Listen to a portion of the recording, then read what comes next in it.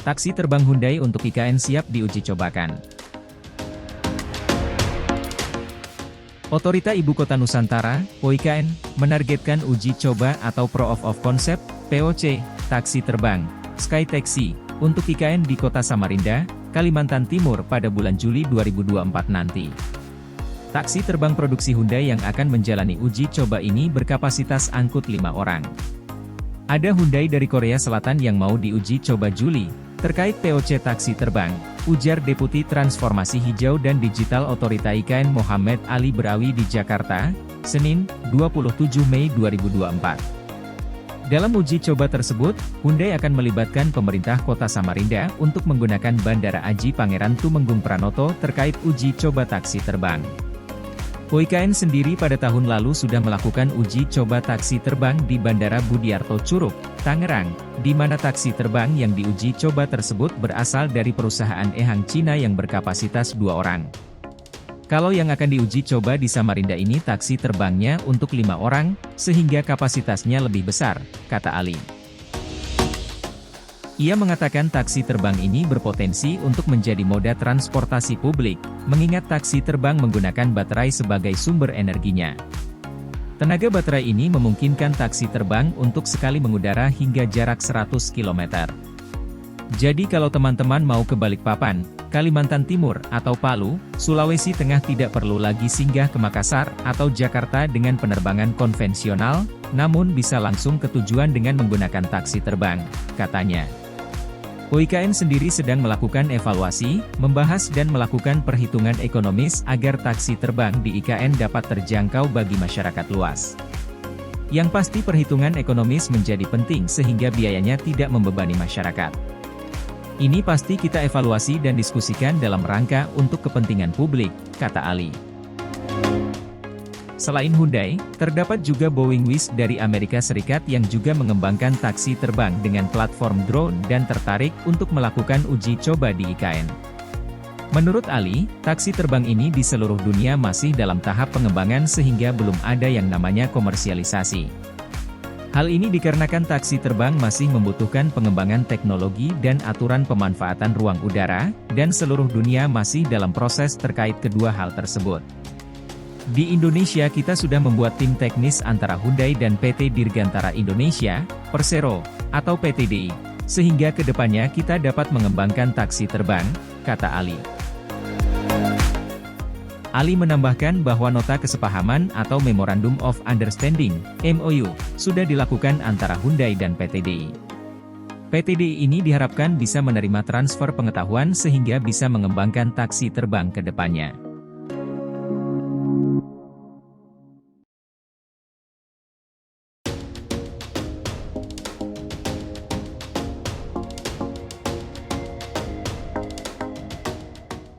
Pertagas dukung peningkatan ekonomi masyarakat penyangga IKN. Afiliasi PT PGN Tbk Subholding Gas PT Pertamina, Persero, PT Pertamina Gas, Pertagas, mendukung peningkatan ekonomi masyarakat penyangga Ibu Kota Nusantara, IKN, dengan menggelar pelatihan produksi produk pertanian ramah lingkungan di Desa Karya Jaya, Samboja, Kutai Kartanegara, Kaltim. Head of External Relation East Region Pertagas Yedo Kurniawan dalam keterangannya di Jakarta, Sabtu, mengatakan kegiatan pelatihan peningkatan kapasitas pelaku pertanian sekaligus penyerahan bantuan sarana dan prasarana pengembangan pupuk kompos dan pupuk organik cair, POC, dari limbah organik tersebut berlangsung selama 3 hari pada 15 hingga 17 Mei 2024. Pelatihan di wilayah penyangga IKN itu diikuti 23 peserta terdiri atas pengurus BUMDes Mitra Karya dan kelompok tani pemuda dengan materi pembuatan pupuk organik cair, padat organik, fungisida, dan insektisida nabati dengan melibatkan seorang fasilitator dan instruktur pelatihan. Kegiatan ini merupakan Corporate Social Responsibility, CSR, dari unit usaha Pertagas yakni Operation Kalimantan Area, Pertagas OK, melalui peningkatan kapasitas masyarakat mendukung peningkatan ekonomi melalui BUMDes dengan memanfaatkan limbah di sekitar sebagai bahan dasar dalam pembuatan produk pertanian mandiri guna mendukung pertanian berkelanjutan, ujar Yedo. Salah satu peserta pelatihan, Hori mengucapkan terima kasih kepada Pertagas yang telah membantu menyediakan fasilitas peralatan dan memberikan pelatihan pembuatan produk pertanian mandiri yang ramah lingkungan. Permasalahan petani saat ini adalah degradasi lahan dan serangan hama, sehingga membutuhkan komposisi unsur hara tanah yang kaya akan nutrisi dan mikroba baik untuk tanaman, ujarnya. Turut hadir Kepala Desa Karya Jaya, pembina desa inklusif dari Kagama, serta tokoh masyarakat.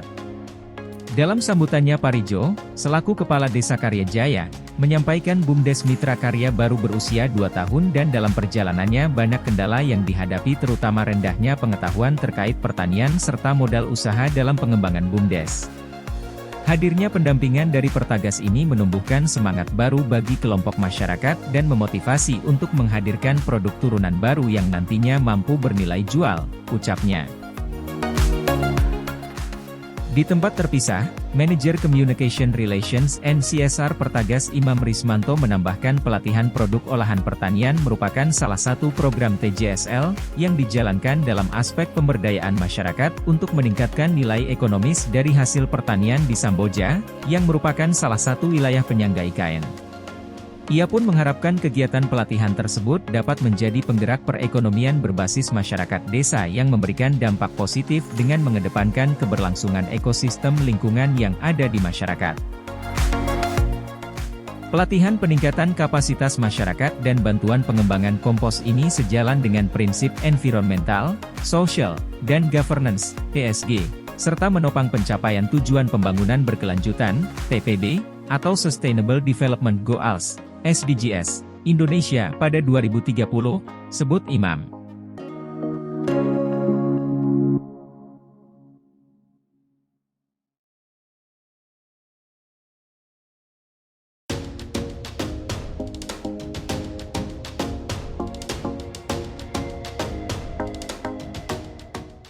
Bangunan Kemenko 3 di IKN untuk bidang politik, hukum dan keamanan. Bangunan gedung dan kawasan Kementerian Koordinator 3 di Ibu Kota Negara, IKN, Nusantara, Kalimantan Timur dimanfaatkan untuk kantor Kementerian Koordinator Bidang Politik, Hukum, dan HAM, Polhukam. Vice President of Corporate Secretary PT Waskita Beton Precast Tbk, WSBP, Pandi Dewanto mengatakan, kawasan ini nantinya akan dimanfaatkan menjadi untuk kantor Kementerian Koordinator Bidang Politik, Hukum, dan HAM, Polhukam. Perusahaan sukses menyuplai hampir seluruh produk readmis yang dibutuhkan untuk proyek bangunan gedung dan kawasan Kementerian Koordinator 3, Ibu Kota Nusantara, IKN, Kalimantan Timur. Saat ini progresnya telah mencapai 90% dan ditargetkan selesai di akhir Mei 2024, ujar Fandi di Jakarta, Jumat. Produk readmis yang disuplai merupakan readmis FC 35 dan FC 30 dengan slump 12 cm. Readmis ini diproduksi di batching plant WSBP Sepaku yang berjarak 10 km dari lokasi proyek sehingga suplai readmis dapat tercakupi dalam skala besar dan cepat tanpa proses pengiriman yang lama.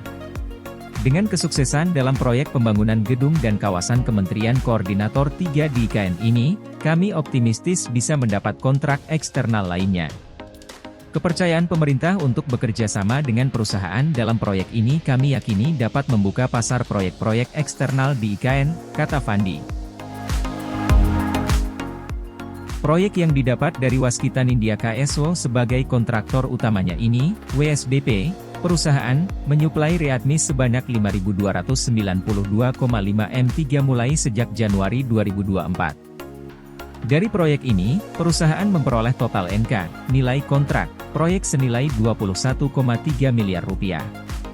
Dengan capaian yang membanggakan dalam proyek pembangunan Kemenko 3 di IKN, perusahaan menegaskan komitmennya sebagai pilihan utama dalam industri dan manufaktur.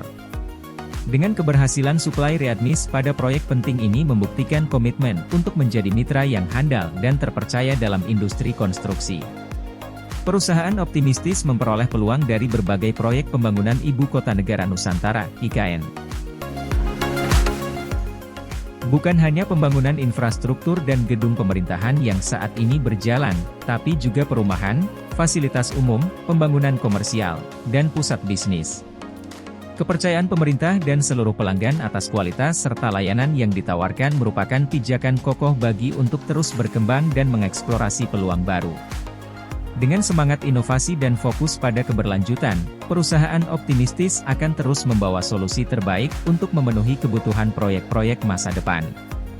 Dalam proses suplai yang dilakukan, kami selalu menjaga serta menerapkan manajemen risiko dan tata kelola perusahaan yang baik guna menjaga mutu serta mewujudkan proyek-proyek yang memiliki tingkat kesehatan keuangan yang baik, kata Fandi.